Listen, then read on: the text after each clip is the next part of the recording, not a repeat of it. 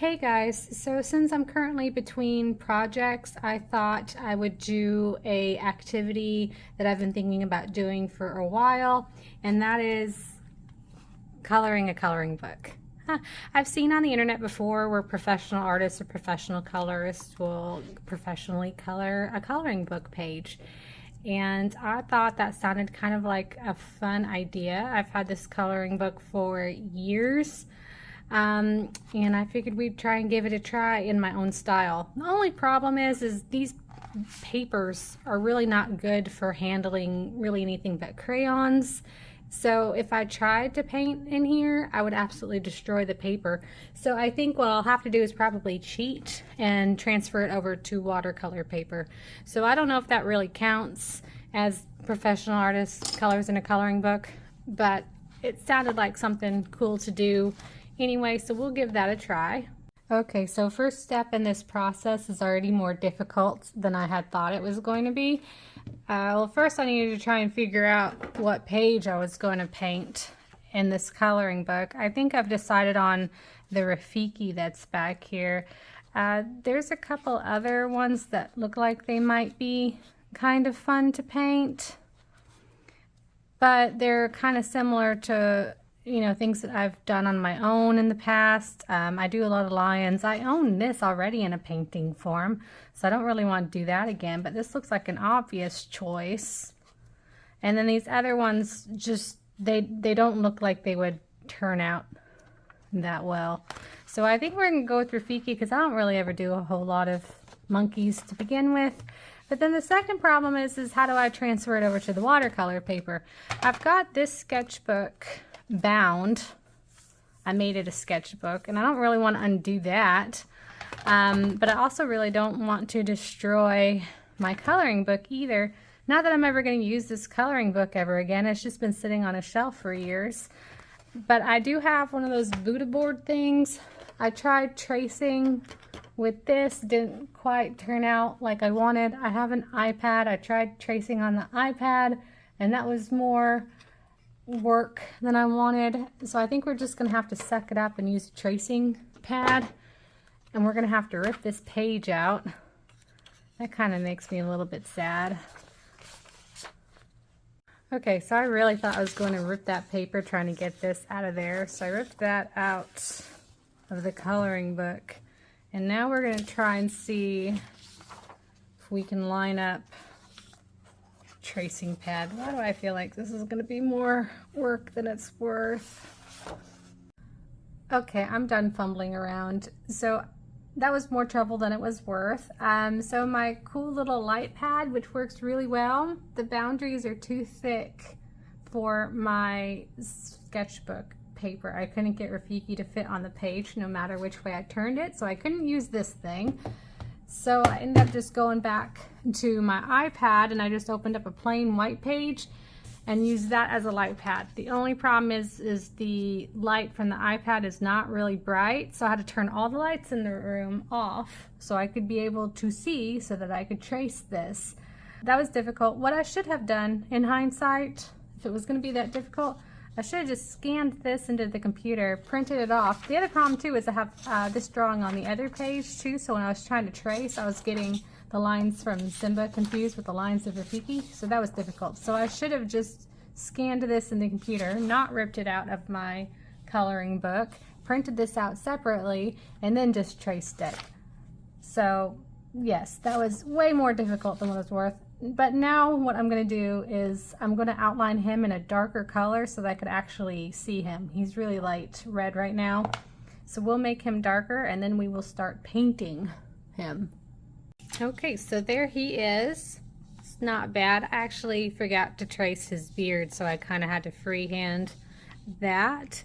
I'm not going to paint the ground. I'm going to do this whole area just green and then we'll paint him as the focal piece. So now we're just going to get set up for painting. Okay, so I'm going to use I call this my primary watercolor set because it mainly just has your more traditional colors in here rather than my pastel palette, which is all pastel colors. This one has the majority of my greens. Most of these watercolors all belong to that, what's it called? Premier Marketing. It's the Watercolor Confections kit. And I'm just going to start loading on color in the background. Just lots of greens with no rhyme or reason.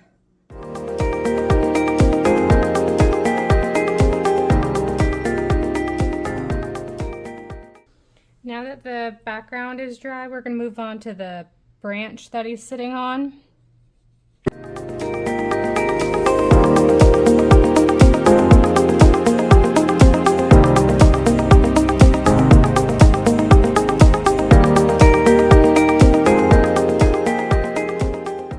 Now that that is dry, comes the hard part.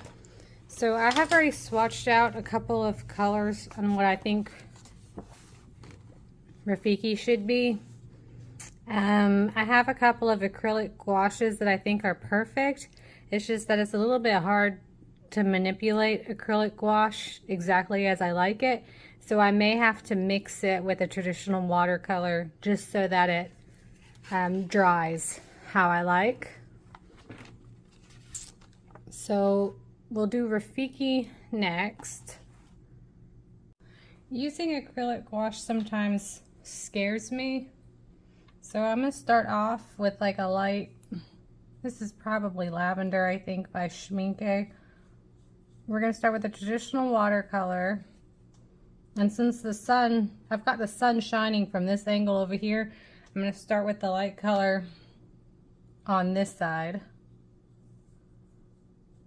And you know, I'm going to have to pull up a picture of Rafiki in a minute because I don't really remember what all he looks like. I mean, I do, but I will get confused and I'll accidentally paint his face the wrong color probably.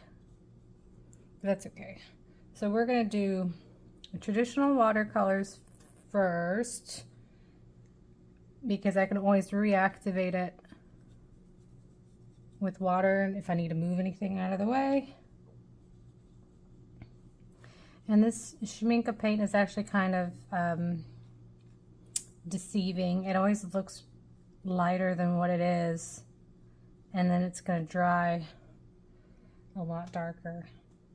See, I don't actually remember if the top of his head is that blue also. I think this is a dark blue, and then his brow is a lighter gray. I don't remember. We'll just do the best that we can for right now.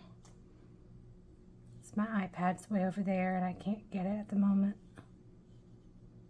Before this dries, I'm just going with the gray. I'm going to use the Turner Japanese-esque gray color for his primary color, and I've put that in a palette. Ugh. And I'm going to really water this down really good, and I'm going to blend that in with my already wet watercolors.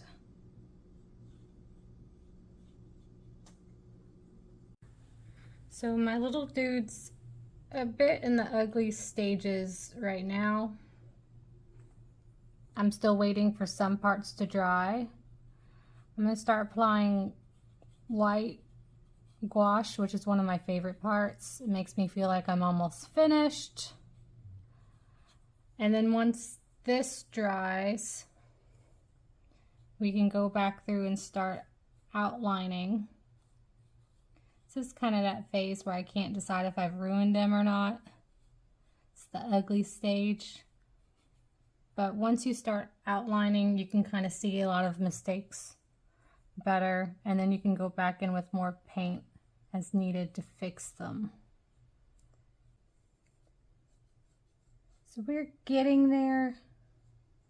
Almost finished. I am going to go back over some important parts with some watercolor pencil. I've highlighted a bit with my Pitt artist pens, and then we'll just be about finished. So I'm going to continue doing this, and then we'll come back in with final highlights, and we'll call him a day, and I'll show you what it looks like when I'm all finished. Okay, and we are done. If you hear any weird noises, my dog is chewing on a bone in the background, but this is the after, and then here is the before, if you remember, and I think we did a pretty decent job. So that was an experience. That was kind of fun.